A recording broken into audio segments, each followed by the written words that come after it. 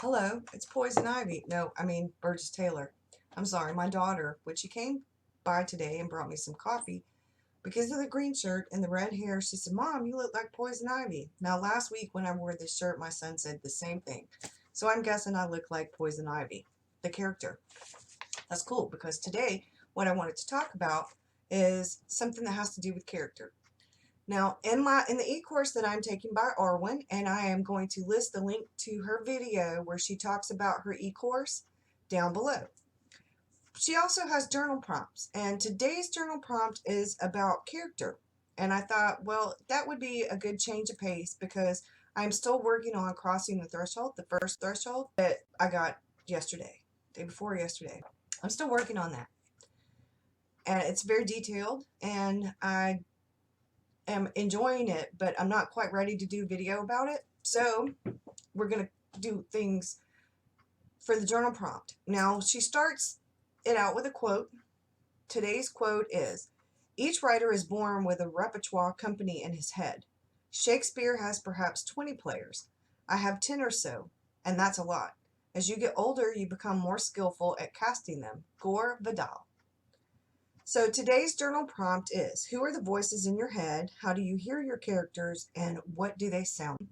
Most of the time, my characters come to me either in my dreams. I dream about my characters. Like the other night, I dreamed about the antagonist. It was part of the backstory. And then when I woke up, I was like, oh, well, that explains a lot. I've dreamt about the main character, and I've seen scenes unfold from my novel. And then I'll write about it in my journal so that I don't forget, because it is evidently important. I'm dreaming about it. At least that's the sign that I take from it.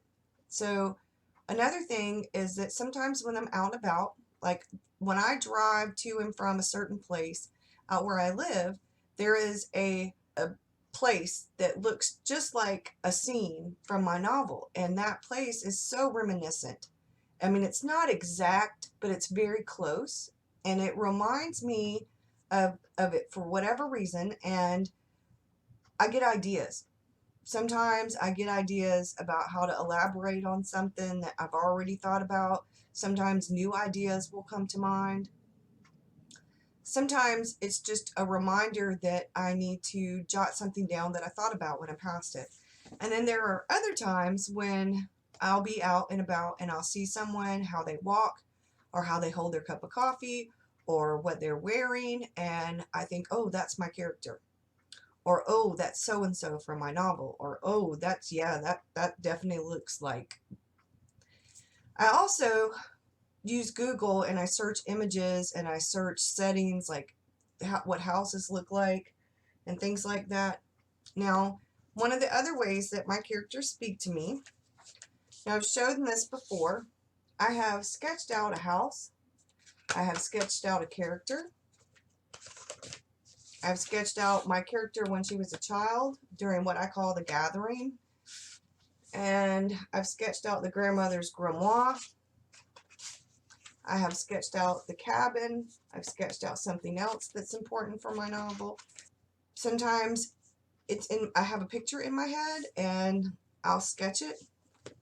Sometimes I also will hear a song, or I'll see something when I'm watching a television show or a movie and it sparks an idea and I'll write that down. So that's really how my characters speak to me. My character doesn't talk to me, but my characters talk to me. My novel does talk to me, just not in the schizophrenic way that you think about as of like hearing voices. That's my answer for the journal prompt. Like I said, who are the voices in your head? Usually it's my characters. Sometimes it's just the novel in general. How do I hear your character? How do I hear my characters? In various ways, through various means. And what do they sound like? Well, they sound hopefully like my character, but mostly they sound like the ideas that come from my imagination, because my imagination is prompted from seeing, feeling, hearing, those senses. And I keep myself open to that. When I was a kid, I used my imagination like crazy. My imagination is not as vivid as it was when I was a child, but it's still pretty damn vivid. So I think it's really important that you keep yourself open to things, because like if I'd have went with my initial thought for my main character, she'd have been tall, gorgeous, everything I'm not. She'd have had long, silky black hair that came down to her waist. She'd have had the most gorgeous blue or green eyes you'd ever seen. I mean, this woman would have been drop dead friggin' gorgeous. But the more I did all of the stuff for my novel, and I started doing the character sketch, and I started my, what I call my autobiographical journal entry for my character, and then I did a biographical journal entry for my character, the more I realized that that's not my character. That might be a character for another book, but it's definitely not this character. This character is pretty. She's a down-to-earth pretty. She has naturally dark cherry red hair.